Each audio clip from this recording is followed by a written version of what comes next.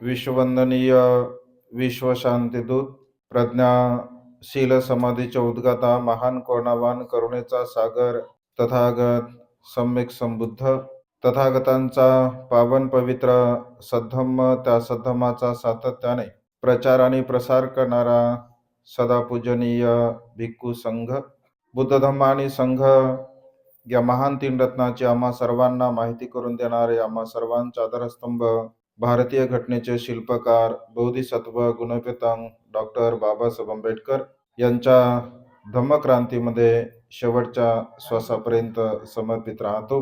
आज या मंगलमय प्रसंगी विश्वशांती बुद्धविहार ज्यांचं पुण्य जास्त आहे असं पुनखेडा तालुका रावेर जिल्हा जळगाव येथील सर्व श्रद्धासंपन्न उपासक उपासिका बालक तथा बालिकांनो, आपणा सर्वांच्या प्रती अनंत अनंत मंगलकामना मंगलमैत्री भावना व्यक्त करतो.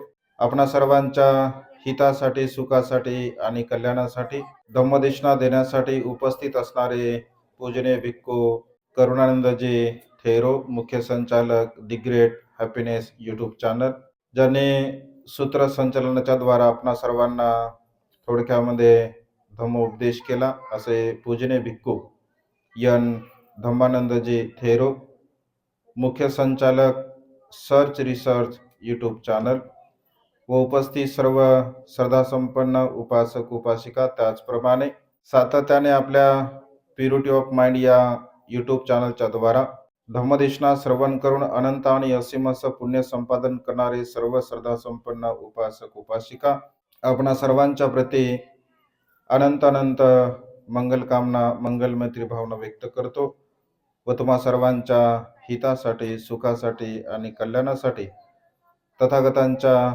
श्रेष्ठ धम्मदेशनेला प्रारंभ करतो. आपण सर्वांनी शांत चित्ताने एकाग्र चित्ताने तथागतांच्या श्रेष्ठ धम्मदेशनेला श्रवण करावे, ग्रहण करावे. या मंगलमय प्रसंगी तथागतांच्या सुंदर बुद्धरूपाचे आणि बोधिसत्व गुणवेतान डॉक्टर बाबासाहेब आंबेडकर यांच्या सुंदर रूपाची प्रतिष्ठापना आपल्या विश्वशांती बुद्धविहार पुनखेडा या ठिकाणी संपन्न झाली. भिक्खू संघाच्या शुभ हस्ते छोटेखानी सुंदर रॅली सुद्धा आपण काढली. थोडा वेळ झाला आपल्या कार्यक्रमासाठी, परंतु आपला उत्साह फार मोठ्या स्वरूपाचा आम्हाला पाहायला मिळतो. असं वेळ भरपूर झालेला आहे आणि तुम्ही सर्वजण उपासी आहात. मला म्हणजे तुमच्या चेहऱ्यावरून असं सर्वांच्या वाटतं की तुम्ही उपासी आहात अगदी सकाळपासून, आहे की नाही? जेवण आले? असं कसं काय जेवण आले? आता जेवण आहे ना आपल्याकडे, आहे की नाही? तर कधी कधी बघा हा प्रसंग येतो, काही टेक्निकल इश्यू असतात, काही प्रॉब्लेम असतात, त्यामुळे थोडाफार कार्यक्रम म्हटलं की मागे पुढे वेळ होत असतो. ही संधी मात्र पुन्हा तुम्हाला काही येणार नाही. पुन्हा पुन्हा अशा प्रकारचा सुवर्ण योग सुवर्ण संधी आपल्या जीवनामध्ये आपल्याला प्राप्त होत नसते. बुद्धमूर्ती आपल्या या छोटेखानी विहारामध्ये आपल्या सर्वांच्या दान बलातून जे की आपल्या सम्यक आजीविकेमधून जे काही दान पुण्य आपण संपादन केलं, त्या दान पुण्याच्या द्वारा हे सुंदर बुद्धाचं रूप आपल्या या विहारामध्ये आपण प्रतिस्थापित केलं आहे. जसं बंदेजींनी सांगितल्याप्रमाणे खरं तर बुद्धांचं रूप बाबासाहेबांचं रूप आपल्या घरामध्ये असेल, आपल्या विहारामध्ये असेल, तर अनंत आणि असीम असं पुण्य आपण संपादन करत असतो. बुद्ध मूर्ती आपल्या विहारामध्ये प्रतिस्थापित करणे किंवा बुद्धाचं रूप आपल्या घरामध्ये सुद्धा प्रतिस्थापित करणे हे आपल्या जीवनातील महान आणि असीम असं पुण्यकर्म असतं. आणि आज आपण अत्यंत श्रद्धेने हे महान असं पुण्य संपादन केलं आहे आणि त्यामुळे या पुण्याचा अधिक अधिक संचय आपल्या जीवनामध्ये दुःखमुक्तीच्या मार्गाकडे घेऊन जाण्यासाठी आपणा सर्वांना करायचा आहे. धम्मदेशना श्रवण करत असताना आपलं चित्त एकाग्र असावं, शांत असावं, निर्मळ असावं, प्रसन्न असावं. कारण धम्मदेशना ही आपल्या कल्याणाची असते, आपल्या हिताची असते, आपल्या सुखाची असते. आणि हा परिसर थोडं धम्माच्या बाबतीमध्ये फार कमी स्वरूपामध्ये धम्माचा प्रचार आणि प्रसार झालेला आहे. बोलता बोलता आपले उपासक सांगत होते की बाबासाहेब जळगाव जिल्ह्यामध्ये आले, फैजपूरमध्ये बाबासाहेब आले होते आणि तिथे बाबासाहेबांच्या सभेला विरोध झाला होता, सभा उधळून लावली होती.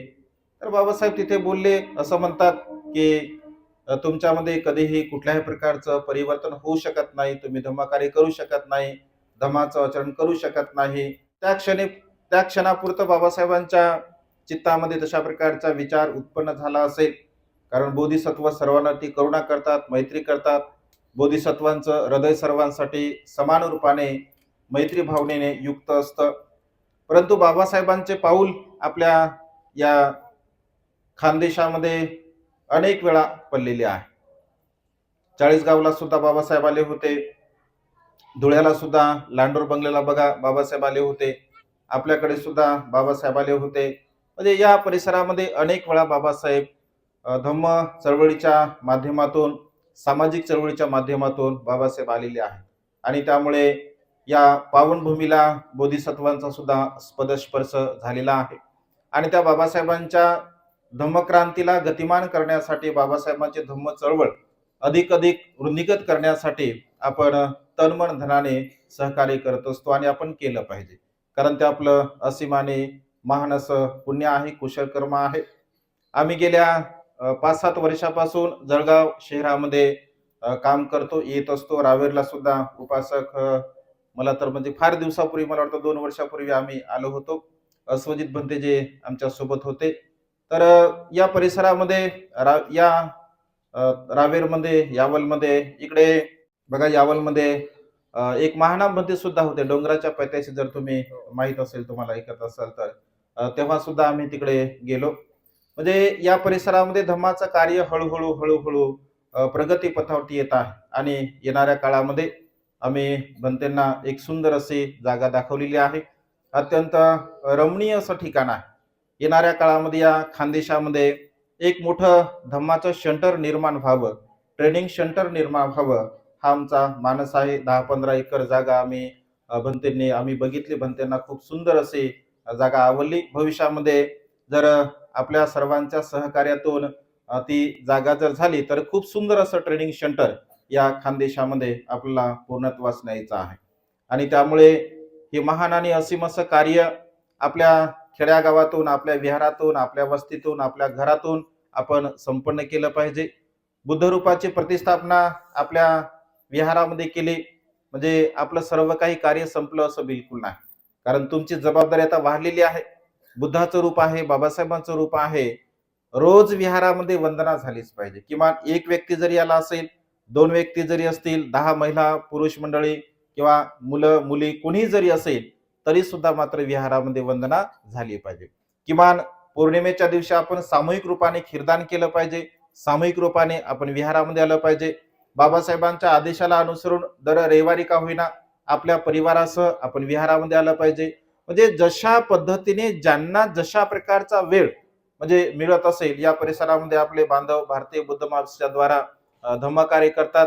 त्यांची फार मोठी जबाबदारी आहे, कारण विहार आता निर्माण झालं, बुद्धरूप निर्माण झालं, तर लहान लहान मुलावरती आपण धम्माचे संस्कार देणं अत्यंत गरजेचं आहे. कारण बाबासाहेब असं म्हणतात की युवा पिढी, तरुण पिढीला धम्माचं ज्ञान, धम्माचं सहकार्य, धम्माचं तत्वज्ञान त्यांना दिलं अत्यंत गरजेचं आहे. आणि त्यामुळे ही फार मोठी जबाबदारी आपल्यावरती आहे. तथागतांचा धम्म हा कल्याणकारी आहे, आपल्या हिताचा आहे, आपल्या सुखाचा आहे. जो जो मनुष्य तथागतांच्या धम्माला अनुसरून जीवन जगण्याचा प्रयत्न करत असतो, शीलानुसार अनुसरण करतो, प्रज्ञेचा अभ्यास करतो, आपल्या चित्ताला एकाग्र करण्याचा प्रयत्न करत असतो, तो मनुष्य सुखाच्या मार्गाकडे बघा वाटचाल करत असतो. कारण भगवंताचा धम्म हा सर्वांसाठी आहे. समान रूपाने भगवंताचा धम्म हा फळ देणारा आहे. मग तो कुठल्या जातीचा असो, धर्माचा असो, वर्णाचा असो, संप्रदायाचा असो, इथे विशेष काही संबंध नाही. भगवंताचा धम्म हा नैसर्गिक आहे. भगवंताचा धम्म हा मनुष्याच्या मनुष्यत्वाला विकासाच्या मार्गाकडे, उन्नतीच्या मार्गाकडे, प्रगतीच्या मार्गाकडे घेऊन जाणार आहे. जसं तुम्ही आता भंतेजीने तुम्हा सर्वांना शील प्रदान केलं.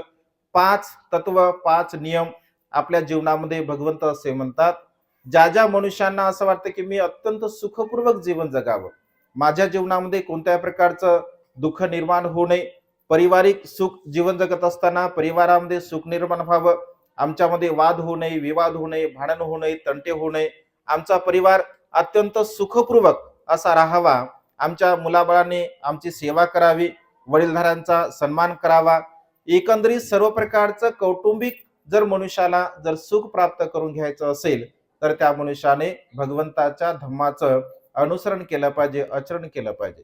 पंचशिलेचं आचरण करणारा मनुष्य आपल्या जीवनामध्ये कधीही दुःखाला प्राप्त होत नाही. आणि त्यामुळे किमान पंचशिलेचं अनुसरण, पंचशिलेचं आचरण आपण आपल्या जीवनामध्ये केलं पाहिजे. बघा, कुठल्याही प्रकारच्या प्राण्यांची हिंसा माझ्याकडून होणार नाही, काया वाचा आणि मनाने, असा आपण संकल्प केला पाहिजे. मी कधी कोणाची चोरी करणार नाही, असा संकल्प आपण आपल्या जीवनामध्ये केला पाहिजे. मी अनाचार अकुशल कर्म करणार नाही, अशा प्रकारचा संकल्प आपण आपल्या जीवनामध्ये केला पाहिजे. मी खोटं बोलणार नाही, मी निंदानास्ती करणार नाही, मी चहाडी चुगली करणार नाही, मी व्यर्थ बडबड करणार नाही आणि कुठल्याही प्रकारच्या नशिली पदार्थाचं सेवन मी माझ्या जीवनामध्ये करणार नाही. या 5 तत्वाचं, या 5 शिलाचं जर आपल्या जीवनामध्ये आपण अनुसरण केलं तर सर्वांगीण रूपाने बघा आपला विकास होऊ शकतो, आपली बौद्धिक क्षमता सुद्धा वाढू शकते आणि सर्व प्रकारची उन्नती आपल्या जीवनामध्ये आपल्याला प्राप्त होऊ शकते. आणि त्यामुळे बाबासाहेबांनी बघा महत प्रयासाने हा तथागतांचा पवित्र सद्धम्म आपल्याला दिलेला आहे. जे सहज आणि सोपी गोष्ट नाही आहे. हा धम्म दिला बाबासाहेबांनी म्हणजे सहज सोपी साधी गोष्ट बिलकुल नाही आहे. महत प्रयासाने हा धम्म बघा बाबासाहेबांनी आपल्याला दिला. धम्म दीक्षा दिल्यानंतर बाबासाहेब नवोदित बौद्धांना उद्देशून असं म्हणाले की आता तुमची फार मोठी जबाबदारी आहे, कारण तुम्ही बौद्ध धम्माचा स्वीकार करत आहात, तुम्ही स्वधम्माचा स्वीकार करत आहात, तर तुमची फार मोठी जबाबदारी आहे.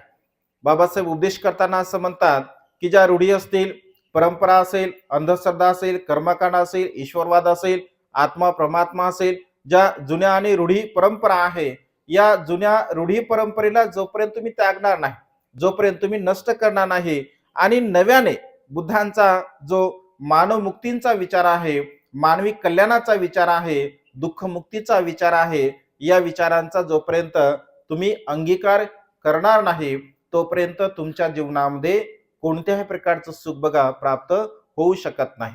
जसं उदाहरण देत असताना बाबासाहेब असं म्हणतात की गढूळ पाण्याचा प्रवाह आणि स्वच्छ पाण्याचा प्रवाह समान रूपाने वाहू शकत नाही.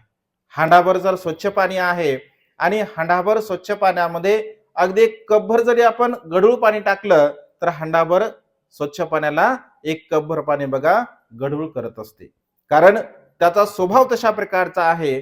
अगदी तशाच प्रकारे तथागतांचा धम्म हा अत्यंत पवित्र आहे, शुद्ध आहे, मानवी कल्याणाचा आहे, मनुष्याच्या हिताचा आहे.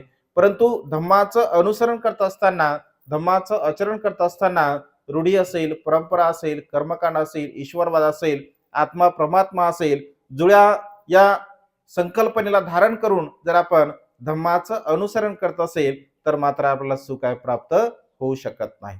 आणि त्यामुळे शुद्ध स्वरूपामध्ये धम्माचं आपण अनुसरण केलं पाहिजे, आचरण केलं पाहिजे. जे जे लोक शुद्ध स्वरूपामध्ये धम्माचं अनुसरण करतात, आचरण करतात, तर त्या मनुष्याला नक्कीच बघा सुख प्राप्त होत असते. आणि त्यामुळे माझं स्वतःचं हित कसं होईल, माझं स्वतःचं कल्याण कसं होईल, मी माझ्या जीवनामध्ये कशा प्रकारे सुखाच्या मार्गाचं अनुसरण करून मी माझं दुःखमुक्तीच्या मार्गाकडे जीवन कशा प्रकारे घेऊन जाऊ, हा सातत्याने आपण आपल्या जीवनामध्ये बघा प्रयत्न केला पाहिजे. आणि त्यामुळे आज महान आणि असीम असं हे पुण्यकर्म, हे कुशल कर्म आपण केलं आहे. बुद्धरूपाची प्रतिस्थापना केली, बाबासाहेबांची प्रतिस्थापना केली, तर त्यांचं पूजन सुद्धा रोज आणि रोज आपल्याकडून झालं पाहिजे. वंदना रोज आपल्या विहारामध्ये झाली पाहिजे. लहान मुलांना आपण धम्माचे संस्कार दिले पाहिजे, कारण आपली भावी पिढी संस्कारित होणं अत्यंत गरजेचं आहे. जर भावी पिढी जर संस्कारित झाली तर येणारी पिढी खूप चांगल्या प्रकारे धम्माचं अनुसरण करेल, धम्माचं आचरण करेल. आणि त्यामुळे मेधी काही बोलणार नाही. आपण सातत्याने धम्मदेशना युट्यूबच्या माध्यमातून श्रवण करता, कारण वेळ भरपूर झालेला आहे. आणि त्यामुळे अधिक न बोलता तुम्हा सर्वांच्या प्रती मी अनंत अनंत मंगलकामना, मंगलमैत्री भावना व्यक्त करतो.